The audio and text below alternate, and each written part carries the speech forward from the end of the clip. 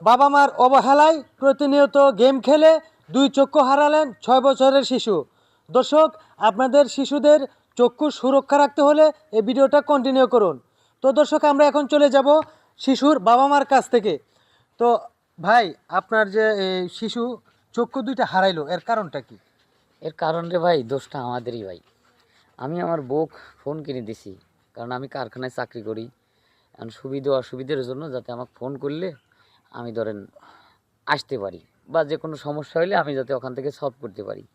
কিন্তু কি করছে, আমার এই বাচ্চার হাতে এই ফোনটা ধরা দিছে।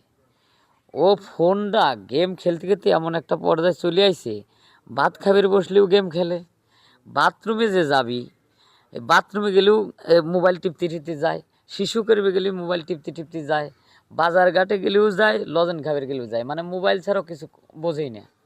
এই মোবাইল টিপতে টিপতে এমন একটা অবস্থা হয়ে গেছে ভাই, আমার সওয়ালের চোখটাই হারা গেল। আমি ওর মা কতবার কইছি যে ওর হাতে মোবাইল দিও না, আমার আব্বা আম্মা কইছি, ছোট ভাই কইছি যে ও পড়াশোনা করবি, হ্যাঁ স্কুলে যাবি, ওর হাতে এত ফোন দিও না। মানে ফোনের যে আলো, আলো আমরাই তো মনে করেন যে সহ্য করে পারিনি। দর্শক, আসলে দেখুন, একটা শিশুর বাবা কতটুকু কষ্ট পেয়ে কান্না করতেছে আমাদের এই ক্যামেরার সামনে। তো যাই হোক, আমরা এখন চলে যাব একটু মায়ের কাছে শিশুটির। তো আপু, আপনাকে তো নিষেধ করা হয়েছিল, তারপরে ওই বাচ্চাকে কেন এই মোবাইলটা দিলেন? দেখেন, নিষেধ করা হয়েছে ঠিক আছে, আমি যখন মানে বলতাম আর তুই ফোন করিস না, গেমস খেলিস না, ও আমার কথা বারণ করতো না ঠিক আছে। ও মানে ফোন কোন ফাঁকে নিয়ে যাইতো আমি টের পাইতাম না। আমি হয়তো দেখতাম যে আমি রান্না বান্নার কাজে আমি গেছি বা কোনোখানে গেছি, ওই দাদা ফোন নিয়ে মনে করেন ও গেমস খেলতো, গেমস খেলতে খেলতে এই অবস্থা হয়েছে ভাই। ওর অনেক কয়েকবার বাধা দিছি, তারপরও মানে মানে নাই কা, মনে করেন লক পাল্টাইছি, কেভাবে ও যে লক খুলছে তাও জানি না, বুঝছেন। মানে এমনভাবে লক কিছু ইয়া করে রাখতাম, ওর ছোড়ানোর মতো কোনো কায়দা নাই। কিন্তু একদিন কেউ কীভাবে জানি দেখছে মোবাইলে লক করছি, লক করার পরেও আবার দেখা ওভাবে আবার লক করে আবার খুললে মানে গেমস খেলতো। তারপরে মনে করেন কি যে ও আমার একদিনকা মানে ভাত দিছি সামনে, এখন ভাত মানে এভাবে হাতাইতেছে। এখন আমাকে তুই ভাত এইভাবে হাতাইতেছ কে, ভাত খা। কয় যে আম্মু আমি মানে কিছু দেখতে পাইতাছি না।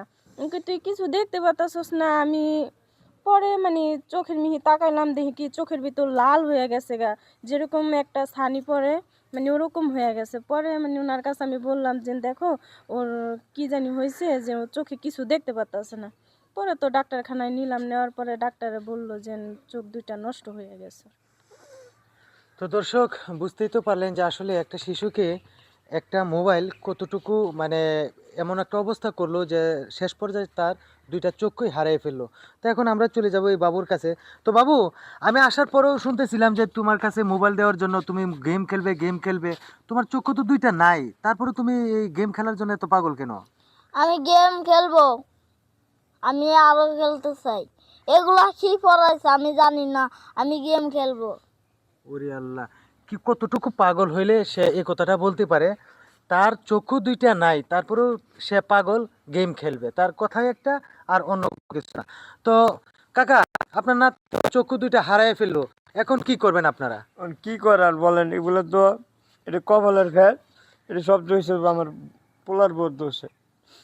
এই পোলার বোর্ডে মোবাইলটা দিয়ে এখনই তো দেখলেন ঠিক আছে, আমি আমি যদি বারণ করি তারপরে তো শুনতো না। দেখেন এখনো তো আপনাদের কাছে বলে যে গেম খেলবে, চোখ নাই তাও।